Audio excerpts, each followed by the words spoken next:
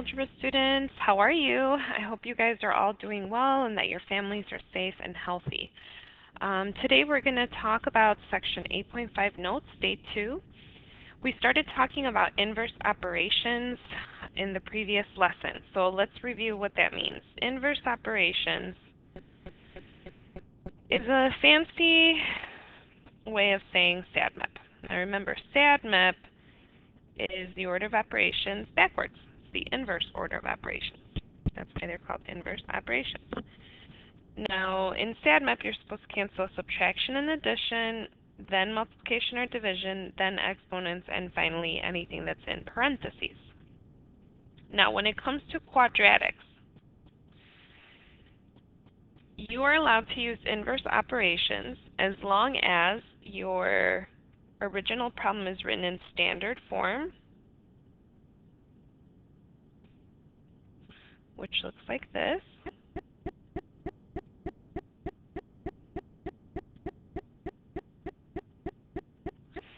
And it doesn't have a linear term.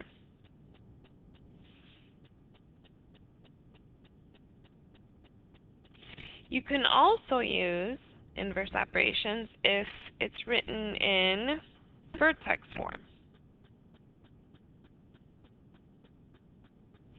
which looks like this. It's going to have, oopsies, that's supposed to be an H.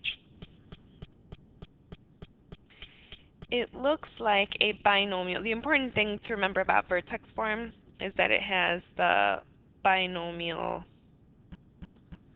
squared. Okay, you see that? It has the binomial squared. Okay, so let's take a look at example 1. Remember, you can pause the video, rewind the video at any time. I also recommend that you guys, when you're listening to the video, don't write anything when I'm explaining the problem. Just listen to the problem and the explanation, and then rewind the video, and the second time is when you can write down your steps and copy what I wrote.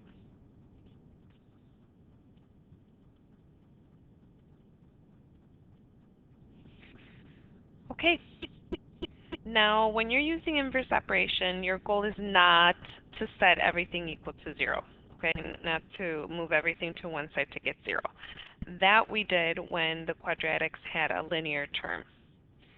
Okay, now this looks like it's got a linear term, obviously, right? If you look inside the parentheses, x to the first power. But according to what I mentioned previously, this guy is actually written in vertex form because it has that binomial squared. So in this case, we are going to use SADMAP. Okay, so in SADMAP, you want to cancel addition and subtraction first. Now you're probably saying, oh, okay, there's a plus 5, so I'm going to subtract it. But technically, the subtraction and addition is in the P, the parenthesis, so I'm actually going to do that last. Okay, so if there's addition and subtraction, but it's in the parentheses, it actually goes last. Okay, I'm going to check if there's anything multiplied or divided with my binomial. Remember that I said that in vertex form, sometimes there's a number multiplied in front. I called that A, coefficient. This does not have a coefficient, so I don't have to worry about canceling multiplication or division. But it does have an exponent.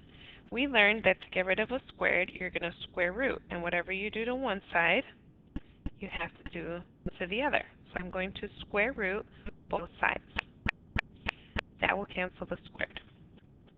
It leaves me with x plus 5. Okay, what's the square root of 16? If you said 4, you are wrong. There are two solutions, positive and negative 4. Remember, when you square root a positive number, you have to make sure you put plus or minus.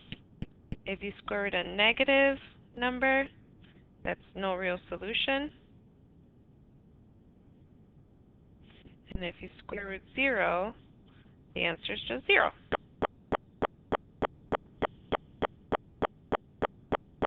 Those are all important things from the previous lesson. Remember, I'm following SADMAP. I I just finished canceling the exponent, so now I'm finally on the P for parentheses. Now inside the parentheses there's addition, so I'm going to cancel it with subtraction. And I am going to subtract the 5 from the positive 4. So we've got positive 4 minus 5, and we have negative 4 minus 5.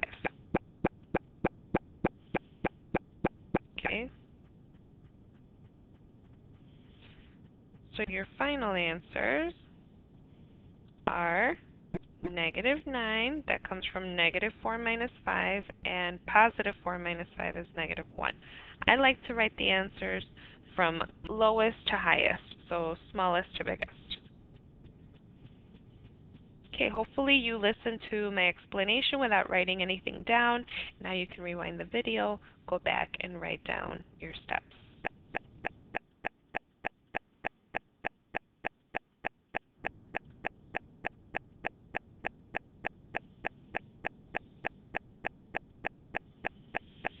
Okay, so if this problem was on a quiz, the first thing I would notice is that there's a binomial squared. That means that it's written in vertex form. To solve quadratics in vertex form, I need to use SADMAP. So I'm going to go ahead and write the word SADMAP and ask myself, do I see any addition or subtraction that's not in the parentheses? Because remember, if it's in the parentheses, it goes last. There is. There is a subtraction, so I'm going to cancel it with addition. Now, in vertex form, in case you didn't notice, our pretty much second to last step is to get anything that was in your binomial that was in the parentheses, get it alone. So here's my binomial. You guys see it? My goal is to cancel everything that's on the same side as the binomial to get it by itself. So now I have w minus 2 squared equals 49. So I cancel subtraction and addition. Now I'm on to multiplication or division, but there's no coefficient in front of the parentheses that's multiplied, and it's not being divided by anything. So I don't have to worry about that. Next comes exponent. To get rid of the squared, I'm going to square root both sides.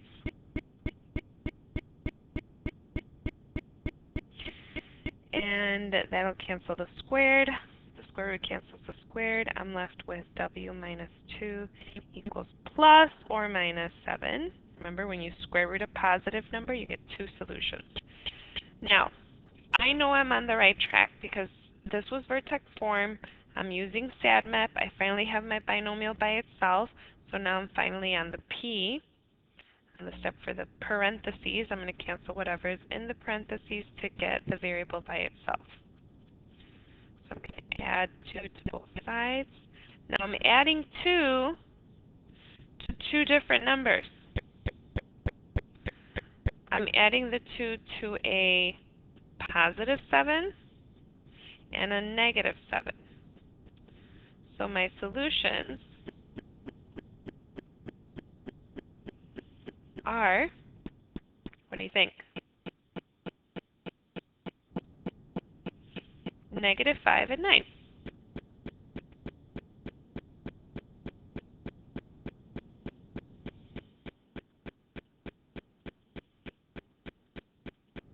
If you still don't understand this lesson after you finish watching the video, please feel free to send me a message through Remind or send me an email at icarranza@dupage88.org if you need more help. Okay, I noticed right away that this is vertex form because I have a binomial squared. So I'm going to use SADMAP. Is there any addition or subtraction on the same side of that binomial? Yes. There's subtraction, but that's in the parentheses, so that's going to go last. And then there's addition. So I'm going to go ahead and cancel that first. Okay, now that I've done the subtraction and addition, I'm going to see if there's any multiplication or division with my binomial. And there is. There's multiplication of a half. So I'm going to go ahead and do that next. I'm going to cancel that by multiplying by the reciprocal. If you remember in chapter 1, long time ago, that's how we canceled fractions that were multiplied with our variables. We use the reciprocal because when you multiply the reciprocal of a fraction, you get 1. And that's what we want. We always want our final coefficient to be 1. Now, if you're going to multiply the left side by 2 over 1, you've got to multiply the right side by 2 over 1. So that would give you 36. Okay, I've got my binomial almost isolated. I just got to get rid of the squared. That's the exponent, so I canceled multiplication or division. Now I'm on to exponents. I'm going to cancel the exponent by square rooting. When you square root a positive number, when you square root a squared, it cancels. When you square root a positive number, you get 2 solutions. The square root of 36 is positive 6 and negative 6. And then finally in SADMAP, after you get rid of the exponent, you can finally move on to the parentheses. In the parentheses, I have subtraction, so I'm going to add. Now remember, you're adding the 3 to a positive 6 and a negative 6. So it's not the 3 that's plus or minus, it's the 6 that's a plus or minus. What are your solutions? Well, what's 6 plus 3? What's negative 6 plus 3? Those are your answers. Remember that you can pause the video, rewind at any time.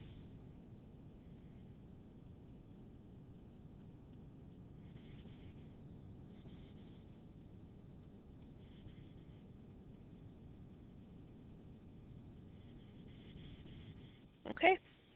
Right away I notice that this is vertex form because I have a binomial squared. That allows me to use SADMAP to solve.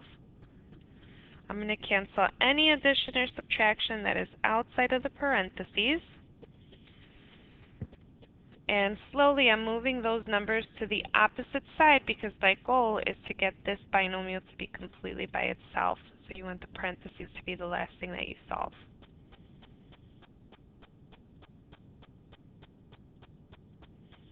Now don't panic if everything cancels on one side. Keep going. I've canceled the subtraction and addition.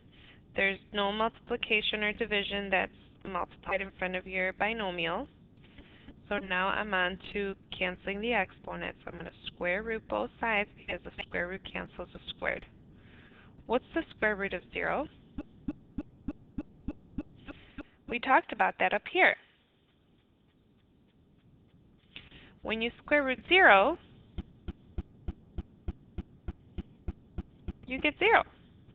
When you square root a negative, you get no real solution. And when you square root a positive, you get 2 solutions. So the square root of 0 is just 0. Now I'm not done.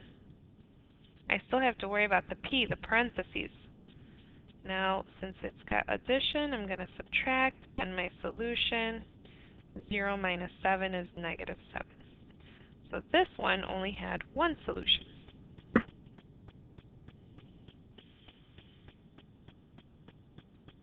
Okay.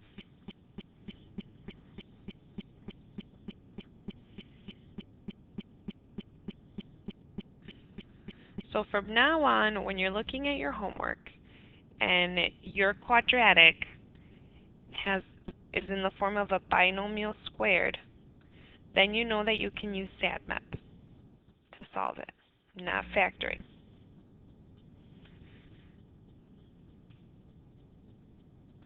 Okay, there is addition and subtraction outside of the parentheses, so I'm going to do that first. I'm going to go ahead and cancel that.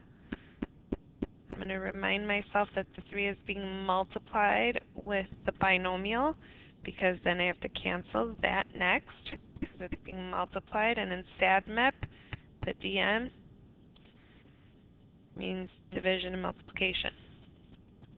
3 divided by 3 is 1. Remember, your final coefficient should always be a positive 1. Do you know what to do next? If you said get rid of the exponent, you are correct. So we need to square root both sides.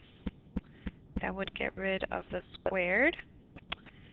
Now before you say plus or minus 2 or 2, remember when you square root a negative, that's not possible. So I actually cannot keep going. I can't finish the problem because the square root of negative 4 is something called an imaginary number. It's not a real number. So you guys will learn about imaginary numbers in the future. But for now, you're going to say that it's not real. No real solution.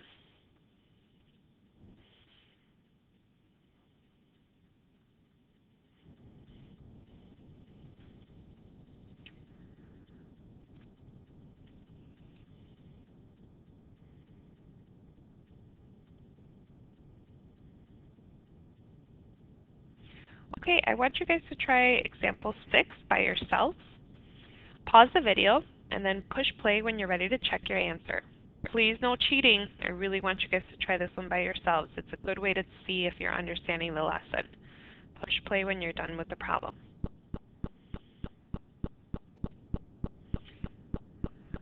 Okay, I got negative 2 and 4. If you did not get those answers, please pause the video and double check and make sure that you find where you made your mistake.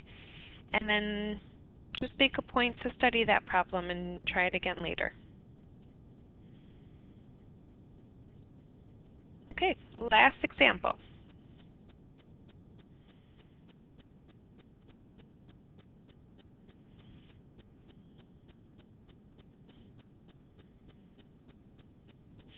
One thing that I haven't really mentioned yet, but I see it often and you want to make sure you don't mess up, is you cannot distribute into a binomial that has an exponent of squared or any exponent. So for example, you would never be able to distribute negative 3/4 in here because of this exponent.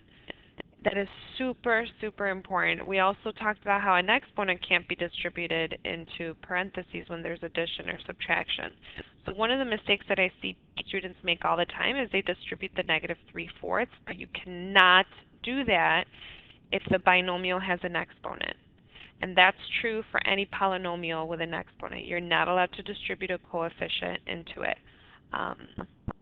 You can, if you really want to know why, I'd be more than happy to explain it to you during class or if you send me an email or a remind message. But you are not allowed to distribute a coefficient when a binomial or any polynomial has an exponent. Okay. What would your first step be in solving this problem? If you said subtract 8, you are correct. You're supposed to cancel any addition or subtraction that is outside of the parentheses first. What would you do next? Hopefully you can see that there is a multiplication of a coefficient, so you would use the reciprocal and multiply that on both sides to get rid of the negative 3/4.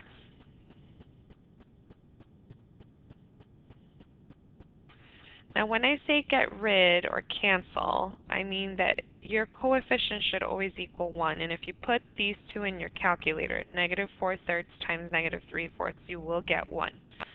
We just don't really write it anymore. We used to when we were first learning how to do these.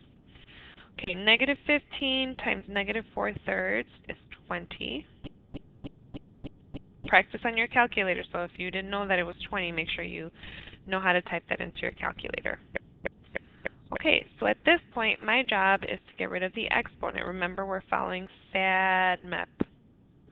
I already canceled the subtraction and addition when I canceled the 8. I already canceled multiplication and division by multiplying by the reciprocal, so now I'm on the E, which is the square root. Sorry, canceling the squared with a square root. I'm square rooting a positive number, so I'm going to have two solutions. But the square root of 20 is not perfect. So I'm going to round it. The square root of 20 rounds to 4.47. Remember, we're always going to round it like money to the second decimal. And finally, we're going to add 6 to cancel the subtraction. And remember, we are adding the 6 to a positive 0.4 4.47 and a negative 4.47. So we're adding 6 to a positive 447 and a negative 447. What would the solutions be?